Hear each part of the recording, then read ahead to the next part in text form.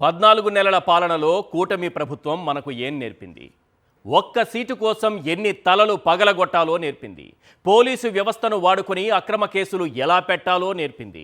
దాడులు చేసి ఆఖరికి బాధితులపైనే రివర్స్లో కేసులు ఎలా పెట్టాలో నేర్పింది. లేని స్కాములు ఎలా సృష్టించాలో, వాటికి ఆధారాలు ఎలా పుట్టించాలో నేర్పింది. అప్పులతో రాష్ట్రం శ్రీలంక అయిపోతోందంటూ గొంతు చించుకుంటూనే అడ్డదారిలో 2 లక్షల కోట్ల అప్పులు ఎలా చేయాలో నేర్పింది. ఇచ్చిన హామీలపై ప్రజలు నిలదీయకుండా డైవర్షన్ పాలిటిక్స్ ఎలా చేయాలో నేర్పింది. హామీలు ఎప్పుడు నెరవేరుస్తారని ప్రశ్నిస్తే నాలుక మందమని ఎదురుదాడి ఎలా చేయాలో నేర్పింది. పైకి నీతి సూక్తులు వల్లిస్తూ అక్రమ ఇసుక మైనింగ్ మొదలుకొని మద్యం దాకా 1000 కోట్లు ఎలా దోచుకోవాలో నేర్పింది. 1000 కోట్ల విలువైన భూముల్ని 99 పైసలకే ఎలా దోచిపెట్టాలో నేర్పింది. ప్రజా సమస్యలపై చర్చ జరగకుండా లడ్డూలకు జంతువుల కొవ్వు, ప్రకాశం బ్యారేజీలో బోట్లు లాంటి టాపిక్లను ఎలా తెరపైకి తేవాలో నేర్పింది. రాజధాని అనే సెంటిమెంట్ ముసుగులో 1,00,000 కోట్ల దోపిడీకి ఎలా స్కెచ్ గీయాలో నేర్పింది. అంబేద్కర్ రాసిన రాజ్యాంగాన్ని పక్కన పెట్టి సొంత రాజ్యాంగంతో ప్రభుత్వాన్ని ఎలా నడపాలో నేర్పింది. రైతులు మొదలుకొని విద్యార్థులు, నిరుద్యోగులు, ప్రభుత్వ ఉద్యోగుల వరకు అందరికీ ఎలా వాతలు పెట్టాలో నేర్పింది. చేసే అరాచకం చేస్తూ ప్రత్యర్థులపైకి నెట్టేస్తూ శాంతి కపోతాల్లా ఎలా కలరింగ్ ఇవ్వాలో నేర్పింది. మహిళలపై ఎన్ని అత్యాచారాలు, హత్యాచారాలు, దాడులు, దాష్టీకాలు జరుగుతున్నా మహిళల రక్షణ విషయంలో మేమే రోల్ మోడల్ అన్నట్లుగా ఎలా కవరింగ్ చేయాలో నేర్పింది. ప్రత్యర్థులు ఎంత మంచి చేసినా, మనం ఎన్ని తప్పులు చేసినా పచ్చ మీడియాతో మేనేజ్ చేయడం ఎలానో నేర్పింది. ఇలా చెప్పుకుంటూ పోతే మరో 24 గంటల సమయమైనా సరిపోదు. స్ట్రైట్గా కూటమి ప్రభుత్వాన్ని ఓ 10 ప్రశ్నలు అడుగుదాం. వాటిపైన మాజీ మంత్రి వైఎస్ఆర్సీపీ నేత అంబటి రాంబాబు గారి విశ్లేషణ తీసుకుందాం. రైట్, ఒకసారి క్వశ్చన్స్ స్క్రీన్ పైన చూద్దాం. Question number 1. ఒకే ఒక్క పులివెందుల జెడ్పీటీసీ సీటు కోసం తలలు పగిలేలా రక్తపాతం సృష్టించింది ఈ అరాచక కూటమి కాదా? Question number 2. ఎగ్గొట్టిన హామీలను ప్రశ్నించకుండా ప్రజల దృష్టి మళ్లించేలా భేతాళ కుట్రలు చేసింది ఈ డైవర్షన్ కూటమి కాదా? Question number 3. మద్యం కేసులో లేని ఆధారాలు సృష్టించేందుకు పూటకో ఫేక్ వీడియో రిలీజ్ చేస్తోంది ఈ నకిలీ కూటమి కాదా? Question number 4. 14 నెలల్లో 2 లక్షల కోట్లకు పైగా రికార్డు స్థాయి అప్పులతో రాష్ట్రాన్ని సూడాన్లా మార్చేసింది ఈ అసమర్థ కూటమి కాదా? Question number 5. రాజధాని ముసుగులో 1,00,000 కోట్ల అవినీతికి స్కెచ్ గీసి అమరావతిని అవినీతికి ఐకాన్గా మార్చింది ఈ బినామీల కూటమి కాదా? Question number 6. న్యాయస్థానాలే నివ్వెరపోయేలా అక్రమ కేసులు, అరెస్టులతో రాష్ట్రంలో అరాచకం సృష్టిస్తోంది ఈ కక్షల కూటమి కాదా? Question number 7. పోలీసు వ్యవస్థను కక్ష సాధింపు రాజకీయాల కోసం వాడుకుని ప్రజాస్వామ్యానికి పాతరేసింది ఈ రెడ్ బుక్ కూటమి కాదా? Question number 8. అక్రమ ఇసుక, మైనింగ్, మద్యం మాటున 1,000 కోట్ల రూపాయలు అప్పనంగా దోచేస్తోంది ఈ కరప్షన్ కూటమి కాదా? Question number 9. 1,000 కోట్ల విలువైన ప్రభుత్వ భూముల్ని అయిన వారికి పావలా ₹1 దోచిపెడుతోంది ఈ ఉర్సా కూటమి కాదా? Question number 10. ఉద్యోగాలు ఇవ్వక, పెట్టుబడులు తేలేక, ఉపాధి కల్పన చేయలేక గాలి కబుర్లతో కాలక్షేపం చేస్తోంది ఈ చేతగాని కూటమి కాదా? మాజీ మంత్రి వైఎస్ఆర్సీపీ నేత అంబటి రాంబాబు గారు మన స్టూడియోలో ఉన్నారు. Good evening sir. Good evening. మీతో మాట్లాడే ముందు కొన్ని వీడియోస్ నేను ఇక్కడ ప్లే చేయాలనుకుంటున్నాను. పులివెందుల జెడ్పీటీసీ ఎన్నికకి సంబంధించి, ఒకే ఒక జెడ్పీటీసీ స్థానానికి సంబంధించి ఎంత అరాచకం జరుగుతోందని చెప్పడానికి ఒక 2 దాడులు ఉదాహరణగా చూపించబోతున్నాను సార్. ఒకసారి ఆ దృశ్యాలు చూసిన తర్వాత దాని గురించి మాట్లాడదాం. ప్లీజ్ ఒకసారి ఆ వీడియోస్ ప్లే చేయండి. అమరేశ్వర్ రెడ్డి, సురేష్ రెడ్డి 5వ తారీఖున వారిద్దరూ ఒక వివాహానికి హాజరయ్యారు. సురేష్ రెడ్డి ఇండిపెండెంట్ అభ్యర్థిగా ఉన్నారు. ఆయన పైన, అమరేశ్వర్ రెడ్డి పైన కూటమికి సంబంధించి, టీడీపీకి సంబంధించి పచ్చగొండాలు ఏ రకంగా దాడి చేశారో వాళ్ళు హాస్పిటల్లో ఉన్నటువంటి దృశ్యాలు అవి. నెక్స్ట్ మరుసటి రోజున ఎవరైతే వాళ్ళపైన దాడి చేశారో వాళ్ళపైన కేసులు పెట్టారు, 307 కింద పెట్టామని అంటున్నారు. కానీ వాళ్ళని అదుపులోకి తీసుకోకపోవడం, అరెస్ట్ చేయకపోవడంతో అదే గ్యాంగ్ మళ్ళీ మరుసటి రోజున 6వ తారీఖున వేల్పుల రామలింగారెడ్డి వైఎస్ఆర్సీపీ నేత, అలాగే ఎమ్మెల్సీ రమేష్ యాదవ్ ఇద్దరిపైన దాడి చేసి ప్రాణాలు తీసేందుకు ప్రయత్నించారు. ఆ గ్రామంలో ఉన్న మహిళలు అడ్డుగా నిలబడి వారిని కాపాడుకున్నారు కాబట్టి ఈరోజు వారు ప్రాణాలతో ఉన్నారు. సార్, ఇక్కడ క్వశ్చన్ ఏంటంటే ఒకే ఒక్క సీటు పులివెందుల జెడ్పీటీసీ, ఈ ఒక్క సీటు కోసం ఇంత అరాచకం చేయాలా? ఏం సాధించాలనుకుంటున్నారు ఆ ఒక్క సీటుతో? అంటే ఏమి లేదు, రాష్ట్రంలో రోజు రోజుకి కూటమి ప్రభుత్వ పాలన మీద ప్రజలు విసుగు చెందుతున్నారు. వాళ్ళ గ్రాఫ్ పడిపోతుంది. జగన్మోహన్ రెడ్డి గారి గ్రాఫ్ పెరుగుతోంది ఆటోమేటిక్గా. జగన్మోహన్ రెడ్డి గారు ఎక్కడికి వెళ్ళినా వేలాది మంది తరలి వస్తున్నారు. ఈ సంకేతాలు ఏం వెళ్తున్నాయి? తెలుగుదేశం పార్టీ కూటమి ప్రభుత్వం పతనమవుతా ఉంది, జగన్మోహన్ రెడ్డి గారు లెగుస్తున్నారు. కాబట్టి రాబోయేది మళ్ళా జగన్మోహన్ రెడ్డి గారి ప్రభుత్వం అనేటటువంటి మాటలు వినిపిస్తున్నాయి. ఈ వినిపిస్తున్నటువంటి మాటల్ని ఏ విధంగా వెనక్కి కొట్టాలంటే వాళ్ళు సంక్షేమ కార్యక్రమాలన్నీ అమలు చేసి కొట్టచ్చు, కానీ సంక్షేమ కార్యక్రమాలు అమలు అయ్యే పరిస్థితి లేదు. కాబట్టి వాళ్ళు ఎంచుకున్నదేంటి? ఒకటి, దౌర్జన్యాలు చేయటం, ఎవరైతే గొంతెత్తి మాట్లాడుతున్నారో వాళ్ళని అణిచివేసేయటం, పోలీస్ ప్రయోగం చేయటం, జైళ్ళకి పంపించటం. రెండవది, ఇవాళ పులివెందుల్లో ఒక ఎన్నిక వచ్చిందంటే తీసుకొచ్చి ఉంటారు, బహుశా తీసుకొచ్చుంటారా? ఎందుకంటున్నారు ఆ మాట?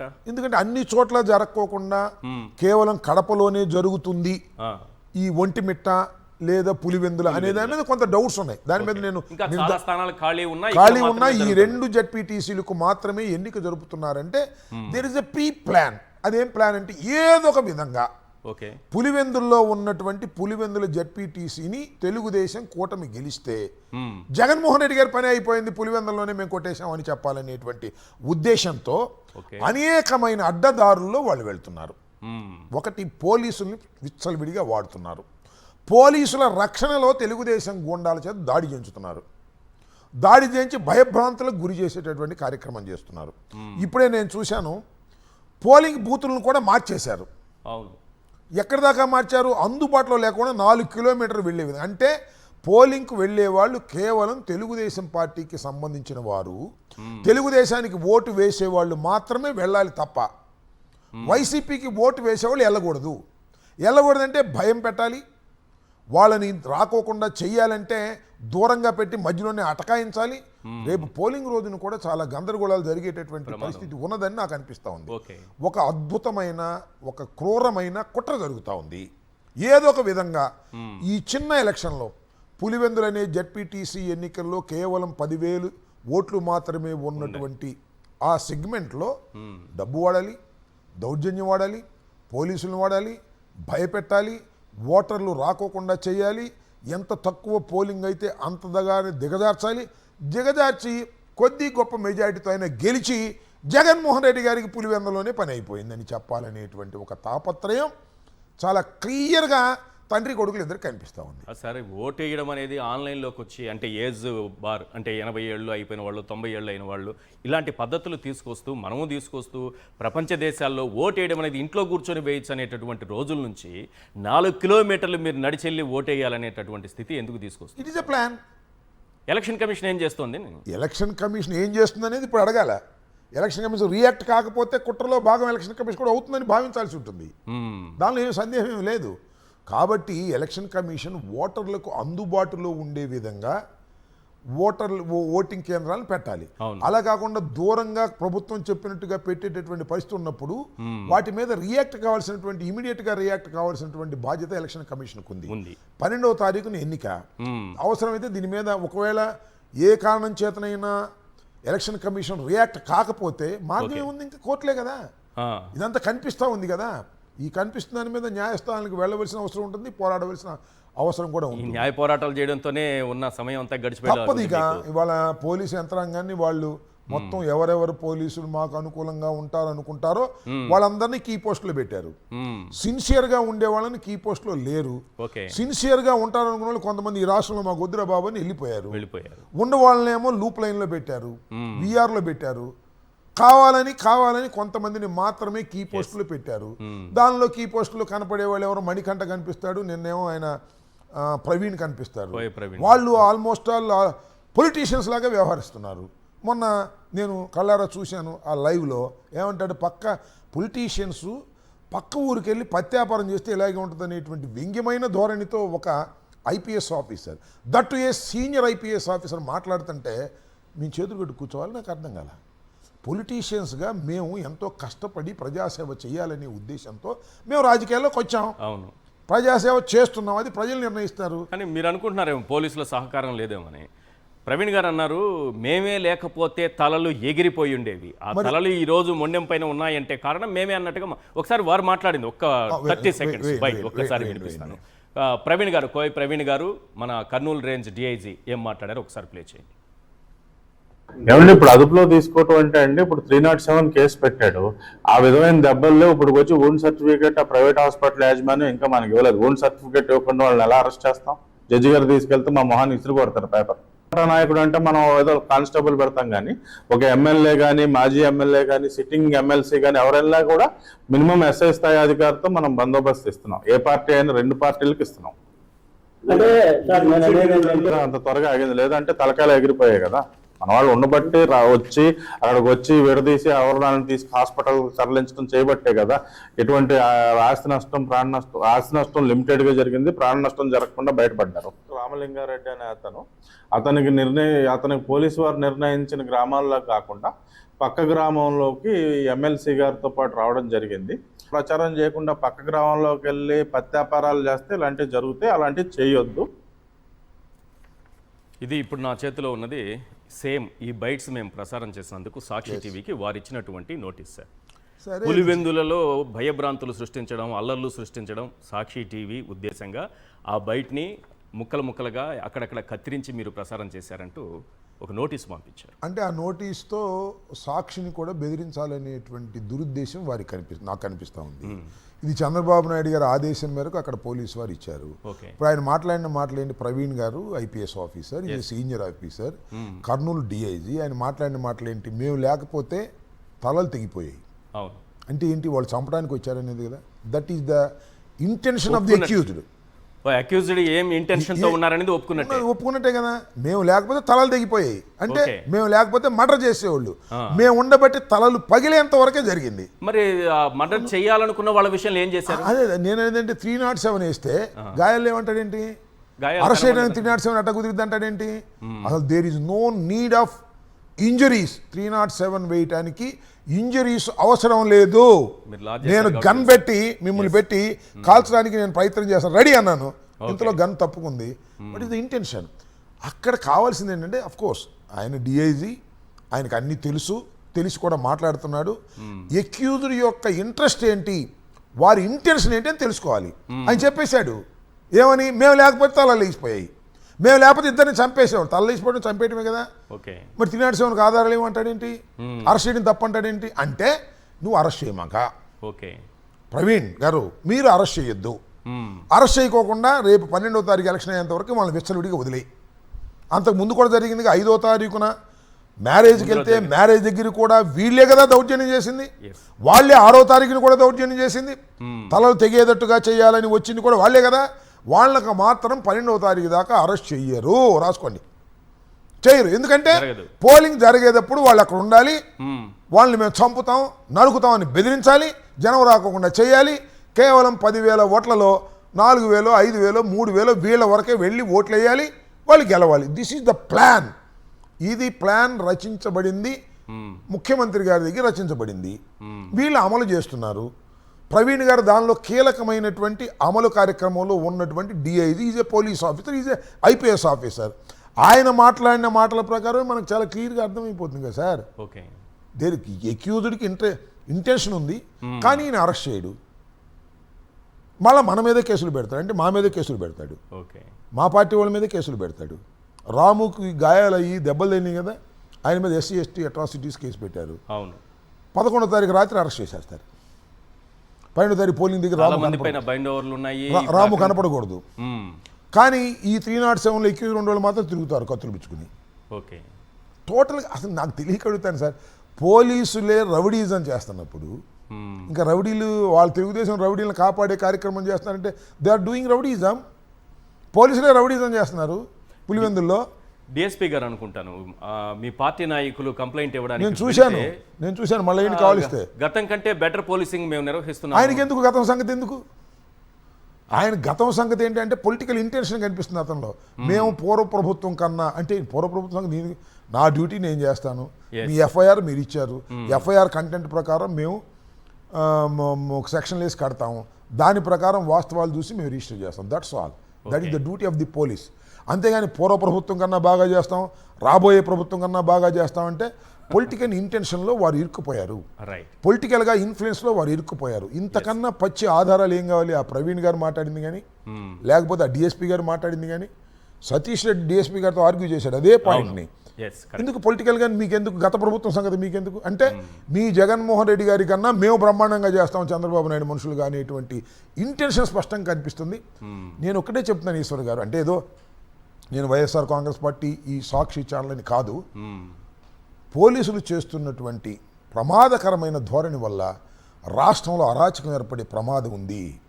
కొన్నాళ్ళు పోయిన తర్వాత బలవంతుడు కత్తి తీసుకు బయటకు వస్తాడు. పోలీసుల్లో న్యాయం జరగటం లేదు, న్యాయస్థానంలో న్యాయం జరగట్లేదు అనుకున్నప్పుడు ఏం చేస్తాడు? ఒక మర్డర్ జరిగింది, నా తండ్రిని చంపారు, నేను ఏం చేయాలా? పోలీస్ స్టేషన్కి వెళ్ళాలి, పోలీస్ స్టేషన్లో కేసు పెట్టాలి, వాడి శిక్ష బద్దెట్టుగా చూడాలి. పోలీసులు పట్టించుకోలేదు, వాట్ ఇస్ మై ఇంటెన్షన్? వాడిని చంపేయాలనేటువంటి ఇంటెన్షన్ వచ్చి కత్తి పట్టుకోనా? This is the system. ఈ సిస్టమ్కి కోయా ప్రవీణ్ లాంటి వారు సహకరిస్తున్నారు. ఇది చాలా దుర్మార్గమైన విషయం, ఇది చాలా అరాచకాన్ని తీసుకొచ్చేటటువంటి అంశం. ఇది రాష్ట్రంలో శాంతి భద్రతకు రాబోయే కాలంలో చాలా ముప్పు ఏర్పడేటువంటి ప్రమాదం ఉంది. ఎప్పుడైతే చంద్రబాబు నాయుడు గారి ప్రభుత్వం యొక్క కాలం గడిచిపోతుందో, సమీపానికి దగ్గరికి వస్తారో, ఈ కక్షదారులందరూ బయలుదేరతారు, బయలుదేరి తిరగబడతారు. అదే మా భయం కూడా. ఇవాళ వాళ్ళు తిరగబడినప్పుడు మేము ఆగమన్నా ఆగరు, ఎవరు వినరు. ఇలాంటి పరిస్థితికి మీరు తీసుకొస్తున్నారు, ఇది సరైనటువంటి విధానం కాదు. I'm requesting all the IPS officers, Praveen గారు చేస్తున్నది కానీ, మణికంఠ చిత్తూరులో చేసింది కానీ ప్రమాదకరమైన ధోరణి, పోలీసింగ్లో ఇది కరెక్ట్ కాదు. ప్రవీణ్ గారు ఏమంటాడండి, జగన్మోహన్ రెడ్డి గారు వచ్చినప్పుడు ఏమండి ఈశ్వర్ గారు మీరు జనాన్ని సమీకరిస్తే మీ మీద రౌడీ షీట్ పెడతా ఉంటాడు. What is this? మణికంఠ గారు అన్నారా? మణికంఠ గారు అన్నాడు. ఎట్లా పెడతారు? చిత్తూరు నేను కలెక్ట్ చేస్తాను, పొరపాటుని కలెక్ట్ చేయొద్దని మీరు నోటీస్ ఇచ్చారు. ఓకే, మీరు కలుగుతున్నారంటే మీ అనుచరులు ఒక నలుగురు వస్తారుగా? నలుగురు కాదు, నేను ఒకవేళ బ్యాడ్ ఇంటెన్షన్తో దాని నోటీసును తిరస్కరించి నేను చేశాను అనుకోండి, యాజ్ అన్ అంబట్ చేశాను, నేను లెక్క చేయనని, నువ్వు రౌడీ షీట్ పెడతావు? నా నోటీసును తిరస్కరించినందుకు వచ్చేటటువంటి సెక్షన్ మాత్రమే పెడతావు తప్ప రౌడీజం అంటే ఏంటండి? రౌడీజం అంటే ఈ అఫెండర్ ఇప్పుడు హ్యాబిచువల్ అఫెండర్ అవ్వాలి, ఈ గ్రేవ్ అఫెన్స్లో ఉండాలి, దానికి ఒక సిస్టమ్ ఉంది. ఆ సిస్టాన్ని దాటి నేను చేస్తానని ఒక ఐపీఎస్ ఆఫీసర్ దట్టు ఎస్పీ మాట్లాడుతున్నాడంటే ఎంటైర్ పోలీస్ యంత్రాంగం అంతా కూడా ఒక కవచంలాగా ఏర్పడి తెలుగుదేశం వారి మీద దాడులు చేసేటటువంటి కార్యక్రమం, తెలుగుదేశం వారి చేత దాడులు చేయించే కార్యక్రమం ఇవాళ పోలీస్ యంత్రాంగమే చేస్తుంది. ఇది చాలా బాధాకరమైనటువంటి అంశంగా నేను భావిస్తున్నాను. పులివెందులో కూడా అదే జరుగుతుంది. పులివెందుల్లో తెలుగుదేశం చాలా బలహీనమైంది సార్, దానికి మీకు చెప్పాల్సిన అవసరం ఉంది, ఎవరిని అడిగినా చెప్తారు. పులివెందులో తెలుగుదేశం చాలా బలహీనంగా ఉంది. ఎప్పుడైతే తెలుగుదేశం ఉన్న 5-6 నాయకులు ప్లస్ పోలీసు కలిసిందో బలమైందిగా కనిపిస్తుంది. మా వాళ్ళు కొడతారు, చంపడానికి ప్రయత్నం చేస్తారు, వాళ్ళ మీద కేసులు ఉండవు, ధైర్యంగా ఉంటారు. ఇక మా మీద కేసులు పెడతారు, మమ్మల్ని అరెస్ట్ చేస్తారు. ఇది చాలా ప్రమాదకరమైన ధోరణికి తీసుకువెళ్తున్నారు పోలీసులు అనేది నేను చెప్పదలుచుకున్నాను. అంటే జగన్మోహన్ రెడ్డి గారు చెప్పినట్టుగా ఇలా చట్టాన్ని ఉల్లంఘించి లేదా చట్టబద్ధంగా పోకుండా వ్యవహరిస్తున్నటువంటి పోలీసుల విషయాలన్నీ మీ డిజిటల్ లైబ్రరీలో నమోదవుతాయా?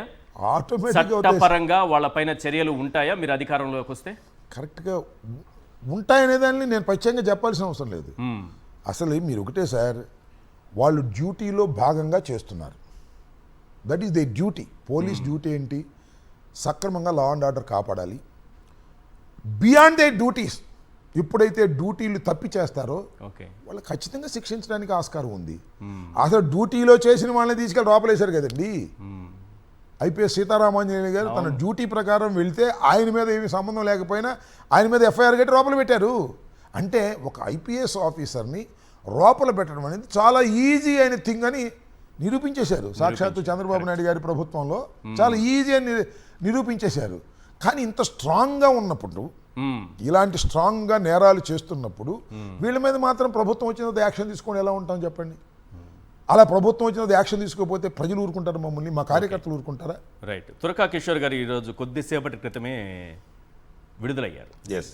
ఆయన విషయంలో జైల్లో ఉండి బెయిల్ పైన వచ్చిన వ్యక్తిని అక్కడి నుంచి అలాగే మళ్ళీ ఇంకో కేసు, అంటే పాతవి ఎప్పుడో 4-6-7 ఏళ్ళ క్రితం కేసులు కూడా పెట్టి వెంటనే లోపలికి తీసుకెళ్ళిపోయారు. న్యాయస్థానాలు ఇంత గట్టిగా మాట్లాడుతున్నా, ఇంత వార్నింగ్ ఇస్తున్నా పోలీసులలో ఎందుకు మార్పు రాలేదు? 215 రోజులు ఆయన జైల్లో ఉన్నారు. చూద్దాం సార్, ఇప్పుడు తురకా కిషోర్ గారిది ఒక పెక్యులియర్ కేసు. నాట్ ఓన్లీ తురకా కిషోర్, ఇలా చాలామందిని పెట్టారు. అవును. తురకా కిషోర్ అనే వ్యక్తి మీద అనేక కేసులు పెట్టారు. అంతకుముందు కూడా కేసులు ఉన్నాయి. తురకా కిషోర్ అగ్రెసివ్గా ప్రవర్తించాడని, వైఎస్ఆర్ కాంగ్రెస్ పార్టీ ఉండంగా దౌర్జన్యాలు చేశాడనేటువంటి ఒక నేరారోపణ ఆయన మీద ఉంది. ఓకే. ఆ నేరారోపణ జోలికి నేను వెళ్ళడం లేదు. ఓకే. ఆ నేరారోపణ ఉన్నప్పుడు మీరు అరెస్ట్ చేస్తారు, జైల్లో పెడతారు, జైల్లో పెడితే బెయిల్ తెచ్చుకుంటారు. విచారణ జరిగిన తర్వాత అది అవునా కాదా కోర్టు నిర్ణయిస్తుంది. ఇది కదా సిస్టమ్. ఏం కేసు అండి అది? నాకు అర్థం కాలేదు. ఏమన్నా మర్డర్ కేసా? ఎన్నాళ్ళు ఉన్నాడండి? 215 రోజులు అంటే 7 మాసాల పైన కదండి. 7 మాసాల పైన, 7 మాసాల వరకు ఒక జైల్లో ఉండవలసిన కేసు ఏముంది చెప్పండి నాకు ఆయన మీద. అంటే ఒక కేసు తర్వాత దీనిలో 10 రోజులు బెయిల్ వచ్చింది అనుకోండి, మళ్ళీ 10 రోజుల తర్వాత ఇంకో కేసు పెట్టి పీటీ వారెంట్ పెట్టారు. అంతా అయిపోయిన తర్వాత అన్నీ అయిపోయింది, బెయిల్ వచ్చేసింది, మళ్ళీ ఇంకొక కేసు పెట్టాలని నిర్ణయించుకున్నారు. అప్పుడు సుప్రీంకోర్టును ఆశ్రయించారు. సుప్రీంకోర్టును ఆశ్రయిస్తే సుప్రీంకోర్టు రిలీఫ్ ఇవ్వాల. ఏముందంటే అసలు కేసు ముందే పెడతారని మీరెట్టా ఊహిస్తారు, కేసులు పెట్టొద్దని మేమెట్టా చెబుతాము అని సుప్రీంకోర్టు డిస్మిస్ చేసింది. ఎమ్మటే జైలు దగ్గర, గుంటూరు జైలు దగ్గర పట్టుకున్నారు. పట్టుకుని వేరే తీసుకెళ్ళిపోయారు. కేసు రిజిస్టర్ చేశారు. ఎప్పుడు రిజిస్టర్ చేశారు? అంతకు ముందు రోజు రిజిస్టర్ చేశారు. నేరం ఎప్పుడు జరిగింది? 6 సంవత్సరాల క్రితం జరిగింది. 6 సంవత్సరాల క్రితం జరిగినటువంటి నేరాన్ని ఈ రోజున మీరు నెక్స్ట్ రోజున బెయిల్ నుంచి రిలీజ్ అయ్యేటప్పుడు నువ్వు అరెస్ట్ చేసి తీసుకెళ్ళావు. తర్వాత హైకోర్టుకు వెళ్ళారు. హైకోర్టు చివాట్లు అంటే పెట్టింది. చివాట్లు మామూలు చివాట్లు పెట్టలేదు, భయంకరంగా చివాట్లు పెట్టింది. చివరికి రిమాండ్ ఇచ్చిన మ్యాజిస్ట్రేట్ను కూడా ఇది మీకు సరైనటువంటి విధానం కాదు, మేము అనేక సందర్భాలు వ్యాఖ్యానం అంటే మామూలు విషయం కాదు, మేము అనేక సందర్భాల్లో మీరు రిమాండ్ని ఒక మెకానికల్గా చేయొద్దు, మీరు రిమాండ్ వాళ్ళు ఇచ్చినటువంటి దాన్ని మొత్తంగా చదివిన తర్వాత 7 years లోపు ఉన్న వాటికి ఇమీడియట్గా మీరు బెయిల్ ఇచ్చేయండి, పంపించేయండి, రిమాండ్కి పంపొద్దు అని చెప్పినా కూడా అక్కడ మ్యాజిస్ట్రేట్ గారు ఏ కారణం చేత ఇచ్చారో ఇచ్చారు. ఇచ్చిన తర్వాత హైకోర్టుకు వెళ్ళారు. హైకోర్టు 3 రోజుల పాటు విచారించింది, మొత్తం తెప్పించింది, పోలీస్ రికార్డు మొత్తం తెప్పించింది, రిమాండ్ రిపోర్ట్ మొత్తం తెప్పించింది. తెప్పించి చట్టబద్ధంగా చేయలేదు, మీరు తప్పు చేశారు అని మ్యాజిస్ట్రేట్ గారిని క్రిటిసైజ్ చేసింది, ప్లస్ పోలీసులు క్రిటిసైజ్ చేసింది. ఈ రెండు క్రిటిసైజ్ చేయడంతో పాటు ఏం చెప్పారు తెలుసా? తక్షణమే తురకాని వదిలేయాలి, వితౌట్ డిలే అని చెప్తే ఇప్పుడు వదిలేరు. ఇలాగే సేమ్ ఇలాగే వస్తున్నారు. మొన్న కూడా మీరు ఇప్పుడు పట్టేసుకున్నారు పోలీసులు వెళ్ళి. సో ఇదంతా ఏం జరుగుతుంది? రాజకీయ కక్షలకి పోలీసు యంత్రాంగాన్ని, న్యాయస్థానాల్ని ఇదిగో మొన్న ఇట్ట పట్టుకున్నారు, ఇదిగో తీసుకెళ్లిపోయారు. ఇలా జైలు నుంచి రాగానే అలా తీసుకెళ్ళి ఇవాళ కూడా తీసుకెళ్లిపోయాడు కోర్టు ఆర్డర్ లేకపోతే. కానీ నాకు అర్థం కాని విషయం సార్, కాళహస్తిలో మీరు ఒక కేసు చూసే ఉంటారు. జనసేనకు సంబంధించినటువంటి నాయకురాలు వాళ్ళ డ్రైవర్ని, పిఎనో ఎవరినో హత్య చేసింది ఆవిడ. అది చెన్నై బార్డర్లో వేయడంతో ఆ కేసు అక్కడ ఉంది, తమిళనాడులో ఉంది. నెల రోజుల్లో ఆగస్టు 6 మొన్న బెయిల్ వచ్చింది, నెల రోజుల్లో బెయిల్ వచ్చింది. మీ పార్టీకి సంబంధించినటువంటి కార్యకర్తలు, పోస్టు పెట్టిన కార్యకర్తలు కూడా దాదాపు 3 నెలలు 4 నెలలు కూడా జైల్లో ఉంటున్నారు. ఇదే కదా సార్, ఆ కిరణ్ అనే ఎవరో ఉన్నారు, చంపేసిన వాళ్ళు నెల రోజుల్లో వచ్చేసారు సార్ బయటికి. Murder case. ఈ మర్డర్ కేసులో with in 1 month both were release on bail. అంటే ప్రాసిక్యూషన్ కోఆపరేట్ చేసింది, పోలీస్ యంత్రాంగం కోఆపరేట్ చేసింది, కరెక్ట్ గా జరిగింది. కోఆపరేట్ చేయడం కరెక్ట్ గా కూడా జరగల, కోఆపరేట్ చేసి ఉంటారు. కోఆపరేట్ తొందరగా షార్ట్ షీట్ పడేయటం, లేకపోతే బెయిల్ అభ్యంతరం లేదని చెప్పటం, వీళ్ళు సాక్ష్యాధారాలు, వీళ్ళ సాక్షుల్ని బెదిరించరని మెతక వైఖరి వహించడం జరిగి ఉండొచ్చు. అంతేకాదు, మీకు కిరణ్ అనే ఒక అతన్ని సోషల్ మీడియాలో పోస్టులు పెట్టారని తెలుగుదేశం అతన్ని కేసు పెట్టి అరెస్ట్ చేసి, చూసారా మేము ఎంత గొప్పగా, చేబ్రోల్ కిరణ్ మేము ఎంత గొప్పగా చేశామో, ఎవరైనా మాకు సమానమే అని చంద్రబాబు డప్పాలు కొట్టాడు కదా. విత్ ఇన్ 15 days బయటకు వచ్చాడు, ఛార్జ్ షీట్ పడేశారు. మీరు విచిత్రమైన విషయం, విత్ ఇన్ 15 days అరెస్ట్ అయిన విత్ ఇన్ 15 days 15 days కూడా లేదనుకుంటాను, they filed a charge sheet అయిపోయింది, వదిలేయమన్నారు. ఇలా ఎక్కడ జరగల, మొత్తం టోటల్గా ఇవాళ వైఎస్ఆర్ కాంగ్రెస్ పార్టీ ఓటమి పాలైన తర్వాత, కూటమి ప్రభుత్వం అధికారంలోకి వచ్చిన తర్వాత 15 రోజుల లోపులో ఛార్జ్ షీట్ పడేసిన ఒక్క కేసు చూపించండి నాకు. ఎక్కడ లేదు కేసు. ఎందుకు ఛార్జ్ షీట్ పడేశారంటే బెయిల్ మంజూరు చేయడం కోసం. మీరు చెప్పినటువంటి కాళహస్తి కేసు కూడా అంతే. కాళహస్తి కేసులో 1 month వచ్చేసారు. సరే రానియండి, that is a different matter. Bail ఒక బేసికల్గా ఈశ్వర్ గారు ఒకటే, బెయిల్ ఇవ్వకోకుండా ఎందుకు రిమాండ్లో పెడతారంటే సాక్షుల్ని ప్రభావితం చేస్తారు, అది శిక్ష కాదు. ఇది రిమాండ్ ఖైదీ అంటే నేరారోపణ చేయబడిన వ్యక్తిని నిర్బంధించడం. అవును. అంతేగాని నేరం రుజువై లోపల ఉండటం కాదు అది. కరెక్ట్. ఇదంతా కూడా అన్యాయమైనటువంటి విషయం. ఎక్కువ కాలం జైల్లో పెట్టడం తప్పు ఎవరినైనా. దానికి భిన్నంగా జరుగుతుంది. మరి చేబ్రోలు కిరణ్ విషయంలో ఎవరైనా సమానమే, మా పార్టీకి సంబంధించి లేకపోతే మాకు అనుకూలంగా మాట్లాడే వ్యక్తిని కూడా అరెస్ట్ చేశామని చెప్పుకుంది కదా టీడీపీ. రోజా గారి విషయంలో ఏం జరిగింది మొన్నటికి మొన్న? అంతెందుకు, మీరే పర్సనల్గా మీరు వ్యక్తిగతంగా మీరు బాధితులు, మీ కుటుంబం పైన ఎన్నో మాట్లాడారు, ఎన్నో పోస్టులు పెట్టారు, మీరు వెళ్ళి కంప్లైంట్ ఇచ్చారు. ఏం న్యాయం జరిగింది మీకు? నేను వెళ్ళి నా ఫ్యామిలీ మీద, నా కూతుళ్ళ మీద, నా మీద, నా భార్య మీద అనేక పోస్టింగ్లు పెట్టారు. పెడితే నేను వెళ్ళి పోలీస్ స్టేషన్లో కంప్లైంట్ ఇచ్చాను. Okay. They have not register the cases. అసలు కేసే రిజిస్టర్ కాలేదు. చెప్తా మీకు. ఓకే. రిజిస్టర్ చేయలేదు. తర్వాత ఎస్పీకి వెళ్ళి ఇచ్చాను. Even then they have not register the case. డీజీపీకి చెప్పాను. అప్పుడు డీజీపీ గారు వేరే ఉన్నప్పుడు ఆర్టీసీ చైర్మన్గా ఉన్నారు. ఆయనకి చెప్పాను. Even then case are not registered. Then I approach the high court. Writ of mandamus వేసాను. వేయంగానే 4 కేసులు రిజిస్టర్ చేశారు. ఒక కేసు రిజిస్టర్ చేయాలి. 4 కేసులు రిజిస్టర్ చేసి పోలీస్ స్టేషన్లో సిఐ గారు దిండి కింద పెట్టుకున్నారు. ఏంటి దానిలో ఏం అరెస్టులు చేయలే, ఏం యాక్షన్ తీసుకోవాలి. ఏం దిండి కింద పెట్టుకున్నారు? Registration FIR కాపీలా? ఎఫ్ఐఆర్ కాపీలు దిండి కింద పెట్టుకున్నారు. నా ఒకటి పంపించి వాళ్ళు దిండి కింద పెట్టుకున్నారు. అంటే they are not taken any action. ఇంకొక కేసు రిజిస్టర్ చేయలేదు.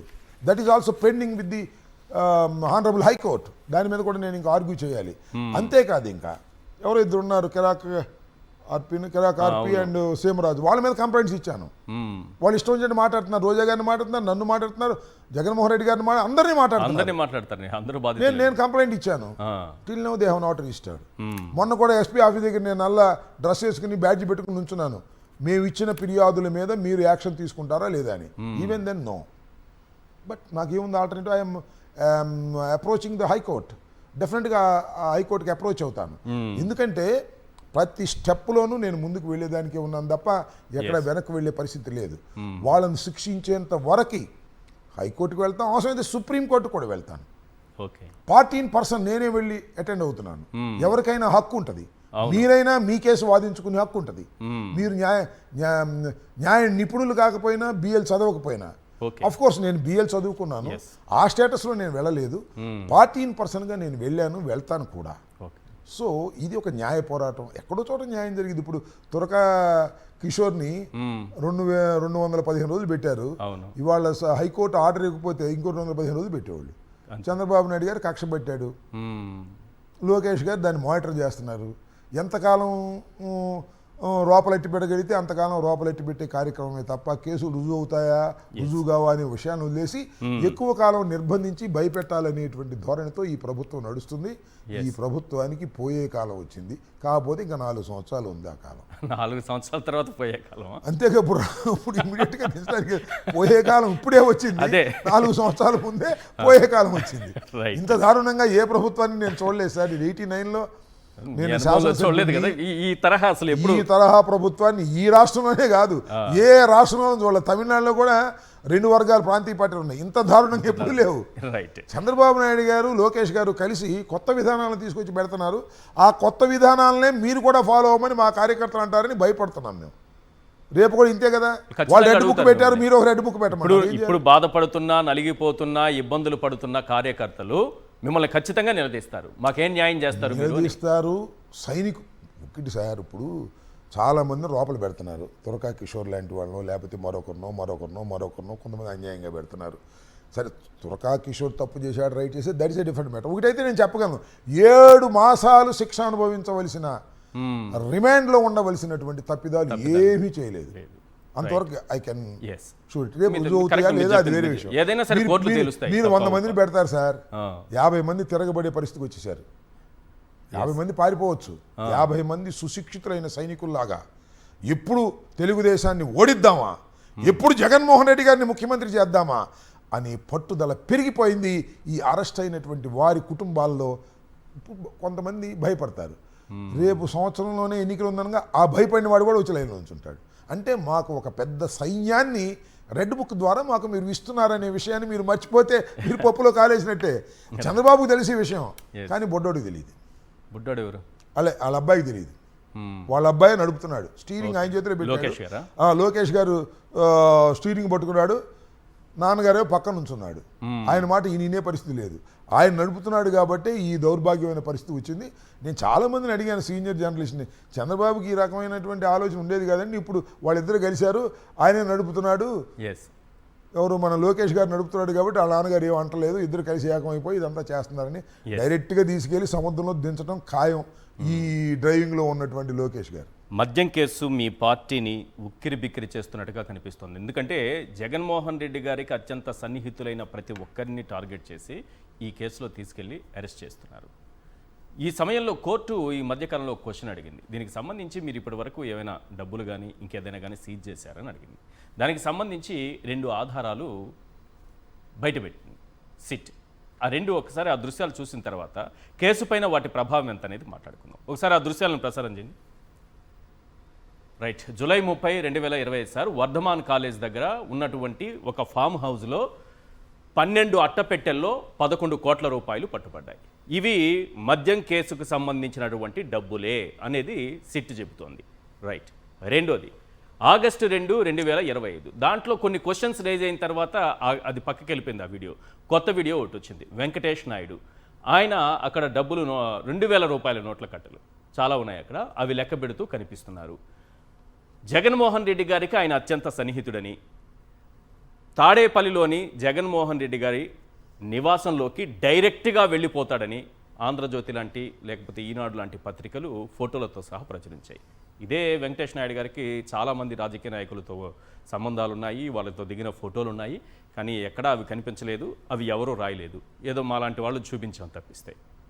ఈ 2 వీడియోల ప్రభావం ఏ విధంగా ఉంటుంది కేసు పైన? ఒకటండి, దీనిలో సిట్ ఉంది కదా, స్పెషల్ ఇన్వెస్టిగేషన్ టీమ్, దీనిలో నాట్ ఓన్లీ పోలీసులు కాకుండా అనధికారికంగా 4 ఉన్నారు. మళ్ళా ఈటీవీ ప్లస్ TV5, ఆంధ్రజ్యోతి, ఈనాడు, వీళ్ళు కూడా ఈ స్పెషల్ ఇన్వెస్టిగేషన్ టీంలో అంతర్భాగంగా పనిచేస్తున్నారు. వీళ్ళిద్దరి మధ్యన కనెక్షన్ ఉంటుంది, అధికారులకి వీరికి మధ్యన. ఎవిడెన్స్ ఏమీ దొరకనప్పుడు ఇలాంటి పిచ్చి వేస్తారు. ఇప్పుడు కూడా మీరు ఒకటి, ఈ క్రిమినల్ కేసెస్లో ఒక నానుడు ఉంది, దొంగతనం చేసేవాడు ఏదో ఒక ఆధారాన్ని వదిలిపెట్టి వెళ్ళిపోతాడు. ఎంత అనుభవజ్ఞుడైనా వదిలిపోతాడట, ఏదో ఒక ఆధారాన్ని వదిలిపెడతాడు. 7 ముద్రలో ఇవి ఆధారాలు. మీరు చూడండి, ఇప్పుడు ఈ వెంకటేష్ నాయుడు అనే ఆయన అత్యంత సన్నిహితుడు జగన్మోహన్ రెడ్డి గారికి, అత్యంత సన్నిహితుడు చెవిరెడ్డి గారికి, అది వాళ్ళ కథ. తర్వాత ఇవన్నీ కూడా మొన్న జరిగినటువంటి ఎన్నికల్లో పంచడానికి తీసినటువంటి డబ్బులు, 2000 రూపాయల కట్టలు అక్కడ కనిపిస్తున్నాయి. ఈ 2000 రూపాయల కట్టల్లో మొన్న ఎలక్షన్ ఎట్లా పంచుతారు? It's a common sense point. అయిపోయినాయి కదా. అంటే ఇది ఒకవేళ నిజమైతే ఇది చలామణి ఆగక ముందు దృశ్యం అయి ఉండాలి. మొన్న ఎలక్షన్కి సంబంధించింది కాదు, అంతవరకు నిర్ధారణ అయిపోయాం కదా. అసలు ఇది నిజమా కాదా అనేది that is a different matter. రెండో పాయింట్, ఇతను వెంకటేష్ నాయుడు జగన్మోహన్ రెడ్డి గారికి సన్నిహితుడు, చెవిరెడ్డి గారి సన్నిహితుడు. కట్ చేస్తే ఎవరు చంద్రబాబు నాయుడు గారితో ఫోటో ఉంది, ఎందుకు ఉంది ఫోటో? మా ఎంపీ గారితో ఫోటో ఉంది, ఎందుకు ఉంది ఫోటో? ఆయన పేరేంటి, మా ఎంపీ గారు మా పెమ్మసాని చంద్రశేఖర్ గారితో ఫోటో ఉంది, ఎందుకు ఉంది?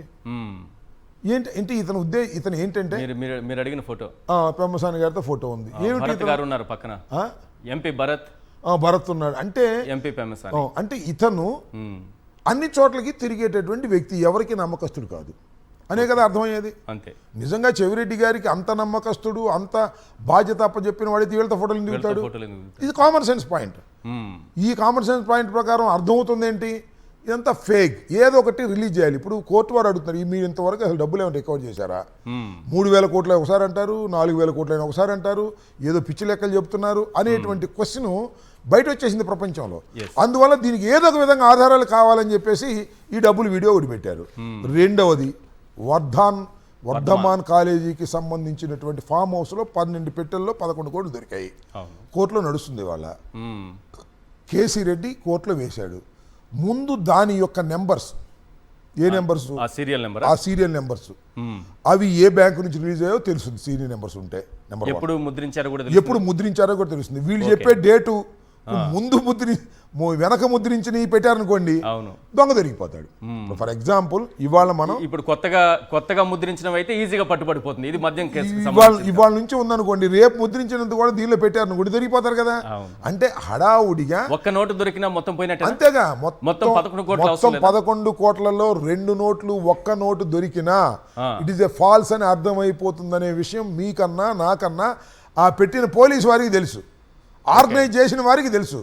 అసలు నాకు తెలియకడుగుతాను సార్, వర్ధమాన్ ఇంజనీరింగ్ కాలేజీకి సంబంధించిన కేసు దానిలో పట్టుకున్నారు. అవును, మరి మీరు వాళ్ళని విచారించారా? వర్ధమాన్ వాళ్ళ దగ్గర స్టేట్మెంట్ తీసుకున్నారా? లేదు. ఈ డబ్బులు ఎవరైనా వాళ్ళు చెప్పారా? వాళ్ళని సేఫ్గా ఎందుకు పెట్టారు? వాళ్ళు కూడా మీతో కొల్లుడయ్యారు కదా. కొల్లుడు అంటే బెదిరిపోయి ఉంటారు. డబ్బులు తీసుకొచ్చి పెట్టే కార్యక్రమంలో వాళ్ళు కూడా భాగస్వాములు అయి ఉంటారు. నేను ఇందాక ఒక మాట అన్నారు, మీరు ఏమన్నారు?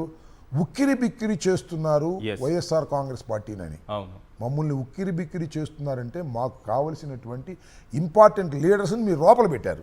అవును, ఒకటి అది మేము ఉక్కిరి బిక్కిరి అని మీరు అనుకోవచ్చు, జనం అనుకోవచ్చు. వాళ్ళు మాకు అలవాటు అయిపోయింది, వాళ్ళేం ఉక్కిరి బిక్కిరిగా లేరు. ఉక్కిరి బిక్కిరి అవుతుంది వాళ్ళ సిట్.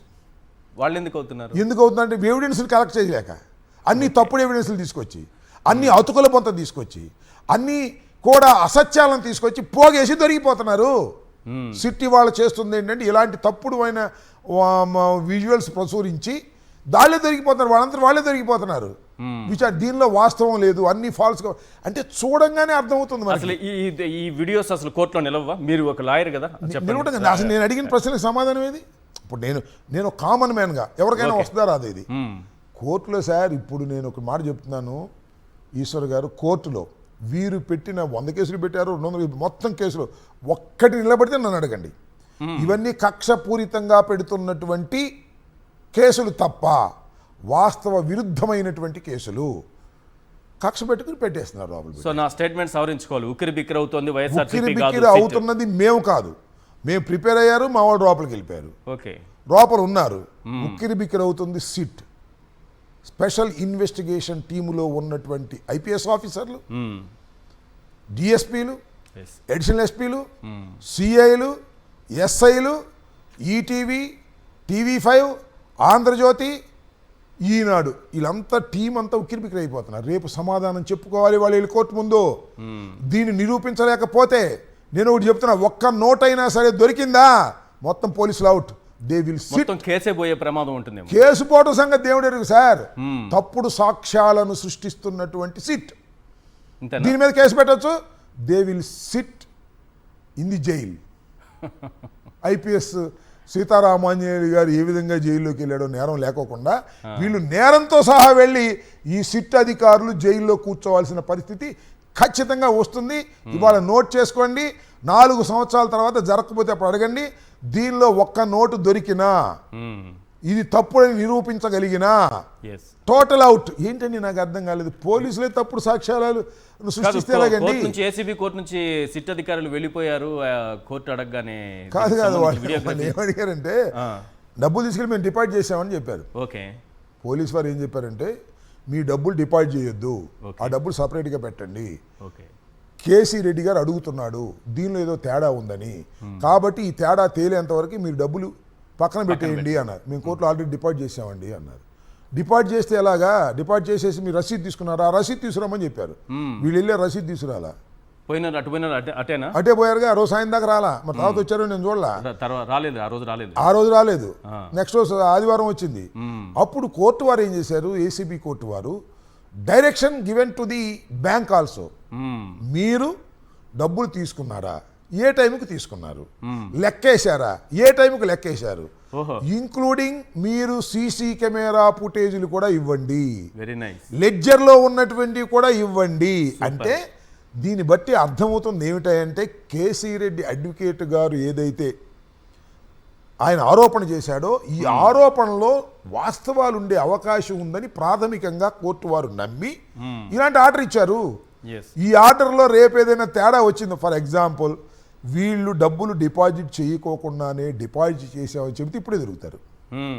కోర్టు వారు డిపాజిట్ చేశారని మీరు చెబుతున్నారు కదా, మీరు ఆ కౌంటర్ ఫైల్ తీసుకురండి అని చెప్తే వెళ్ళిపోయి కౌంటర్ ఫైల్ తీసుకురాలేదు కదా, ఆ రోజు కౌంటర్ ఫైల్ లేదనుకోండి కోర్టు ముందు వీరు అబద్ధమాడినట్టు. కోర్టునే మీరు అసత్యాలు చెప్పినట్టు, కోర్టునే తప్పుడు మార్గంలో మీరు నడపడానికి ప్రయత్నం చేసినట్టు. That is also a crime. అది కూడా క్రైమ్. అంతే, కోర్టుకు తప్పుడు సమాచారం ఇవ్వకూడదు కదా. That a police officer, that a SIT special investigation టీములో ఉన్నటువంటి ఒక పోలీస్ ఆఫీసరు కోర్టు వారిని తప్పుడు మార్గంలో నడిపించడానికి అబద్ధం చెప్పిన తర్వాత ఎలా ఎస్కేప్ అవుతావు? ఎస్కేప్ కాలేవు. ఇప్పుడు ఏదో నేను లేకపోతే మరొకరు నిన్ను పట్టుకోవాలంటే కుదరదు, కోర్టు వారే పట్టుకుంటారు రేపు. ఇప్పుడు బ్యాంకులో డిపాజిట్ చేశారు, అన్ని నోట్లలో కలిసిపోయే ప్రమాదం ఉంటుంది. అది ఉంటుంది కదా. సాధారణంగా మనం ఒక 10,000 20,000 డిపాజిట్ ఇచ్చిన తర్వాత సపరేట్ గా పెట్టరు కదా, చెస్ట్ లో కలిపేస్తారు. అవును. కానీ కోర్టు వారు ఏమి ఇచ్చారు? సపరేట్ గా పెట్టండి అన్నారు. ఆ డబ్బులు అలాగే అట్టి పెట్టండి, అదే నోట్లు ఉండాలి. ఆ నోట్లని సీరియల్ నెంబర్స్ అన్ని కూడా నోట్ చేయండి. నోట్ చేయడంతో పాటు మీరు వాటిని వీడియో తీయండి, ఫోటోలు తీయండి. ఇంత స్ట్రాంగ్గా ఏసీబీ కోర్టు వారు ఇచ్చారు. అంటే నేను ఇందాక చెప్పినట్టుగా కేసీ రెడ్డి వాదనలో ఏదో కొంత వాస్తవానికి దగ్గరగా ఉందని కోర్టు వారు నమ్మి ఈ రకం ఇస్తే దీని నుంచి ఉక్కిపిక్కలు అయిపోతున్నారే. ఏం చేయాలో అర్థం కాక ఉక్కిపిక్కలు అయిపోవటం కాదు, దొరికిపోతారు. అసలైన దొంగలు వీరే, సిట్టువారే. వీళ్ళే తప్పుడు సాక్ష్యాలు పెట్టే కార్యక్రమం చేస్తున్నారు. వీరే సాక్షుల్ని ప్రభావితం చేస్తున్నారు. జైల్లో ఉన్నవాళ్ళు కాదు, వీళ్ళే ప్రభావితం చేస్తున్నారు. వర్ధమాన్ ఇంజనీరింగ్ కాలేజీకి సంబంధించినటువంటి మేనేజ్మెంట్ దగ్గర ఏ విధంగానూ కూడా నువ్వు ఎవిడెన్స్ తీసుకోకుండా సాక్షుల్ని ప్రభావితం చేస్తున్నావు, బెదిరిస్తున్నావు. అంటే ఎవరైతే కోర్టులో ఉండి జ్యుడిషియల్ రిమాండ్కి వెళ్ళారో, ఎందుకు జ్యుడిషియల్ రిమాండ్కి వెళ్తారు? సాక్షుల్ని ప్రభావితం చేయకోకుండా ఉండేందుకు. వాళ్ళని లోపల పెట్టి వీళ్ళు సాక్షుల్ని ప్రభావితం చేస్తున్నారు. City investigation. ఓకే, నాకు ఇక్కడ ఏం కనిపిస్తోందంటే దాదాపు 11 నెలలు అవుతోంది ఎఫ్ఐఆర్ నమోదై. మద్యం కేసు 10 నెలలు దాటిపోయింది, 11 నెలలు అనుకుంటున్నా. ఇది నడుస్తూనే ఉంది, ఇంకొక 2-3 ఏళ్ళు కూడా నడుస్తుందేమో. అంటే ఒక వైఎస్ఆర్సీపీ ఏదో మద్యం స్కామ్కు పాల్పడింది అనేటటువంటి ప్రచారాన్ని లైమ్ లైట్లో ఉంచడం వల్ల మీ పార్టీని కొంత డిఫేమ్ చేసేటటువంటి అవకాశం దొరుకుతుంది. రోజు వచ్చేటటువంటి వార్తలు, ఈనాడు, ఆంధ్రజ్యోతిలో ఇన్ని వేల కోట్లు ఈ దేశానికి వెళ్ళింది, ఆ దేశానికి వెళ్ళింది, అక్కడ పెట్టుబడి పెట్టారు, ఇక్కడ పెట్టుబడులు పెట్టారు, ఇక్కడ భూములు కొన్నారు, అక్కడ బంగారం కొన్నారు, అక్కడ సినిమాలు తీశారు. ఈ రకమైనది ప్రజల్లో ఇది ఒక బ్యాడ్ ఇంప్రెషన్ కాదా? నేను ఐ డోంట్ థింక్ సో. ఎందుకంటే అదే సామెత, అబద్ధం చెప్పి కేసుని ఇప్పుడు తేల్చకుండా నడిపితే ఇంకా ప్రమాదం కదా నేను అంటున్నది. నడవడానికి ఏముంది, ఇప్పుడు తేలిపోతుంది కదా వాళ్ళది. ఇప్పుడు అబద్ధం చెప్పినా అతికెద్దట్టు ఉండాలంటారు. అబద్ధం చెప్పిన తర్వాత మీరు ఒక మాట చూడండి, అబద్ధం చెప్తున్నప్పుడు 1 సారి 2 సార్లు 3 సార్లు 4 సార్లు నీ బాడీ లాంగ్వేజ్ ప్రకారమే నువ్వు అబద్ధం చెప్తున్నావా, నిజం చెప్తున్నావా, మొదట చెప్పింది ఏంటి, 2వ సారి చెప్పింది ఏంటి, 3వ సారి చెప్పింది ఏంటి, 4వ సారి చెప్పింది ఏంటి, మొత్తం టోటల్గా చూస్తే దిస్ ఇస్ ఫాల్స్ అని అర్థం అవుతుంది. ఇదే పరిస్థితి వస్తుంది సిట్టుకు కూడా. సిట్టు మొట్టమొదటి ఏం చెప్పింది, తర్వాత ఏం చెప్పింది, తర్వాత డబ్బులు వ్యవహారాలు ఏం చెప్పింది, ఇవన్నీ అర్థమవుతుంది. సిట్టుకి ఎవరు రిపోర్ట్ ఇచ్చారు, ఎవరు దారిపోయేవాడు రిపోర్ట్ ఇచ్చాడు. సో ఈ స్పెషల్ ఇన్వెస్టిగేషన్ టీం చేస్తున్నటువంటి ఇన్వెస్టిగేషన్ అంతా కూడా తప్పుల తడిక, ఫాల్స్ చేస్తుంది అనేది ఈ సమయానికే కాస్త తెలివి గల ప్రజలకు అర్థమైపోయింది. ఇంకా 2 రోజులు పోతే సామాన్యులకు కూడా అర్థమైపోద్ది, క్లియర్గా అర్థమైపోతుంది. దానిలో ఏ సందేహం లేదు. వాళ్ళు చెప్పినటువంటి వాళ్ళు చెప్పినటువంటి వాదన వల్లే అర్థమవుతుంది. మొదటిసారికి 2వసారికి పొంతం లేకుండా చెప్పుకొస్తున్నారు. అది అంటే కల్పిత స్టోరీలు ఇప్పుడు కూడా అలాగే ఉంటాయి. వాస్తవం అనుకోండి ఎక్కడ బెసకదు, ఇది వాస్తవం కాదు కాబట్టి బెసుకుతుంది. రైట్. గత ఎన్నికల్లో మిమ్మల్ని బాగా ఇబ్బంది పెట్టిన అంశం అప్పులు 14 లక్షల కోట్లు చేశారని ఒక ప్రచారం చేశారు. సరే, మీరు దాన్ని సరిగా చెప్పుకోలేకపోయారనేది వాస్తవం. మేమంత చేయలేదు అని చెప్పుకోలేకపోయారు. ఆఖరికి మొన్న అసెంబ్లీలో వాళ్లే చెప్పారు 3,35,000 కోట్లు మాత్రమే జగన్మోహన్ రెడ్డి గారి ప్రభుత్వం చేసింది అని. కానీ ఈ 14 నెలల కాలంలో ఇప్పటి వరకు మొన్న మంగళవారంతో కలిసి ఈ రాష్ట్ర ప్రభుత్వం చేసింది 1,91,000 కోట్ల రూపాయల అప్పులు చేసింది. ఇప్పుడు కొత్తగా మళ్ళీ 13,000 కోట్లు అప్పులు చేసుకోవడానికి ఏపీఐఏసీకి విద్యుత్ డిస్కమ్స్ కూడా అనుమతి ఇచ్చింది. అంటే 2 లక్షల కోట్లు దాటిపోతుంది. మీరు అప్పు చేస్తే శ్రీలంక అన్నారు, ఇప్పుడు వీళ్ళు చేస్తున్నటువంటి అప్పులు సుడాన్ దేశం చేసేస్తుందా ఈ రాష్ట్రాన్ని? ఏం జరుగుతుంది? మీరు చెప్పిన లెక్క ప్రకారమే ఎవరు విన్నా ఆంధ్ర రాష్ట్రం అర్థమైపోద్ది కదండి. వైఎస్ఆర్ ప్రభుత్వం 5 సంవత్సరాల పాటు పరిపాలన చేసినప్పుడు 3,35,000 కోట్ల రూపాయలు అప్పు చేసింది. చంద్రబాబు నాయుడు గారిని 5 సంవత్సరాలు పరిపాలించడానికి ఎన్నుకుంటే ఆయన 14 మాసాలకి 1,95,000 చేసి మళ్ళా ఇంకో 13 లక్షలు అంటే సుమారుగా 2 లక్షల కోట్ల రూపాయలు అప్పు చేసే పరిస్థితికి వచ్చాడు. 5 సంవత్సరాల్లో 3,35,000 వైఎస్ఆర్ కాంగ్రెస్ పార్టీ ప్రభుత్వం చేస్తే ఈయన 14 మాసాల్లో 2 లక్షల కోట్ల రూపాయలు అప్పు చేశాడంటే ఏం చెప్పాలి? ఆయన వాదనకి ఆయన వినిపిద్దాం మనం. ఇంకేం చెప్పాలి? అంటే సంపద సృష్టిస్తున్నాడు, అప్పులు సృష్టిస్తున్నాడు. సంపద సృష్టించటంలా మీరు చూసారా? ఆడపిల్ల నిధి అన్నాడు, వ్యవసాయ మంత్రి గారి చేత చెప్పించాడు. ఆడపిల్ల నిధికి ఇవ్వాలంటే ఆంధ్ర రాష్ట్రాన్ని అమ్మేయాలని. మళ్ళీ ఇప్పుడు ఏం చేస్తున్నాడు? P4కి అప్పచెప్పాను అంటున్నాడు. అంటే మోసం కదా. నేను అనేది ఏంటంటే చంద్రబాబు నాయుడు గారు 2014లో కూడా రైతుల రుణమాఫీ మొత్తాన్ని తీర్చేస్తా అన్నాడు. రైతులు అప్పులు కట్టాల్సిన అవసరం లేదన్నాడు. ఒక్క రూపాయి కూడా మీరు అప్పులు కట్టాల్సిన అవసరం లేదు, నేను ఉన్నాను అన్నాడు. గెలిచిన తర్వాత ఏమన్నాడు? అంతా చేస్తామన్నా, కొంచెం చేసాం అంతవరకే అన్నాడు. మా నాలిక మడతేశాడు. ఇవాళ ఎవరైనా ఏదైనా అడిగితే గ్యాస్ బండ ఊటే వచ్చిందంటే నీ నాలిక మందం అంటున్నాడు. తల్లికి వందనం రెండో పిల్లవాడికి 8,000 పడ్డాయంటే నీ నాలిక మందం అంటున్నాడు. గ్యాస్ బండలు ఒకటే వచ్చిందంటే నీ నాలిక మందం అంటున్నాడు. ఇవాళ P4 గురించి మాట్లాడితే నాలిక మందం అంటాడు. ఇలా అప్పుల గురించి మాట్లాడితే మీ నాలిక మందం అంటాడు. ఏంటి ఇంత క్లియర్గా? నేను అనేది ఏంటంటే రాష్ట్ర ప్రజానీకానికి కంపారిజన్ స్టార్ట్ అయిపోయింది. 5 సంవత్సరాల పాటు జగన్మోహన్ రెడ్డి గారి పరిపాలన ఎలా ఉంది, 14 మాసాల్లో చంద్రబాబు నాయుడు గారి పరిపాలన ఎలా ఉంది కంపేర్ చేస్తే అర్థమైపోతుంది కదా. Jaganmohan Reddy far better, 100% better. 14 మాసాల్లోనే రుజువైపోయినటువంటి పరిస్థితి కనిపిస్తూ ఉంది. కాబట్టి ప్రజలు ఏమనుకుంటున్నారు? ఇప్పుడు మీరు చూడండి, జగన్మోహన్ రెడ్డి గారు తెనాలి వెళ్ళాడు పలకరించడానికి, అక్కడ నుంచి రెంటపాళ్ళు వచ్చాడు పలకరించడానికి, అక్కడ నుంచి పొదిలి వెళ్ళాడు పొగాకు రైతులను పరామర్శించడానికి, అక్కడ నుంచి బంగారుపాలెం వెళ్ళాడు, అక్కడ నుంచి మరో రాయలసీమలో మరొక చోటకు వెళ్ళాడు. ఎందుకు వస్తున్నారు జనం ఇంతమంది? నాకు అర్థం కాలేదు. వేల మంది ఎందుకు వస్తున్నారు? ఆంక్షలు పెట్టినా కూడా వేల మంది వస్తున్నారే. ఏ జగన్మోహన్ రెడ్డి గారిని చూడలేదా? తండ్రి చనిపోయిన తర్వాత జగన్మోహన్ రెడ్డి గారు విస్తృతంగా, నాకు తెలిసి జగన్మోహన్ రెడ్డి గారు తిరిగినంతగా ఎవరు తిరగల. పాదయాత్ర తిరిగాడు. ఎందుకు వస్తున్నారు జనం? ఎందుకు వస్తున్నారు? What is that body language? అయ్యా పొరపాటు అయిపోయింది. చంద్రబాబు నాయుడు నమ్మి ఓట్లు వేసాం. చంద్రబాబు నాయుడు మమ్మల్ని మోసం చేశాడు. ఇంత తక్కువ కాలం, ఇంత 14 months వచ్చేసింది. మళ్ళా నువ్వు రా, నిన్ను ఎన్నుకుంటావు అనేటువంటి సంకేతాలు ఇస్తున్నారు. ఇవాళ ఇంత ఒత్తిడి ఉన్నప్పుడు ఇంత సంకేతాలు ఇస్తున్నారే. ప్రభుత్వం 2.5 సంవత్సరాలు దాటిపోయిన తర్వాత ఒత్తిడి తగ్గిపోతుంది కదా. ఇది కూలిపోయే ప్రభుత్వం తర్వాత ఎగబడతారు జనం. మా ఇంకో ప్రమాదం ఉంది. ఎగబట్టమే కాదు, ఇప్పుడు కక్ష మా మీద ఇట్లా దౌర్జన్యం చేస్తాం, మేము దౌర్జన్యం చేస్తామని బయలుదేరతారు. అది మా బాధ. ఇప్పుడు ఆ దౌర్జన్యాలు చేయకోకుండా ఆపటం కోసం ఎలాగాని బాధపడవలసినటువంటి పరిస్థితి వాళ్ళ వైఎస్ఆర్ సమయంగా పులివెందుల్లో కూడా చాలా సమయంతో వ్యవహరించారు. ఇన్ని దాడులు జరిగినా చాలా చక్కగానే డీల్ చేశారనిపిస్తుంది. లేకపోతే దాన్ని మారణకాండ జరుగుతుంది. Right. Thank you sir Rambabu గారు ఇవాళ బిగ్ క్వశ్చన్లో పాల్గొన్నందుకు.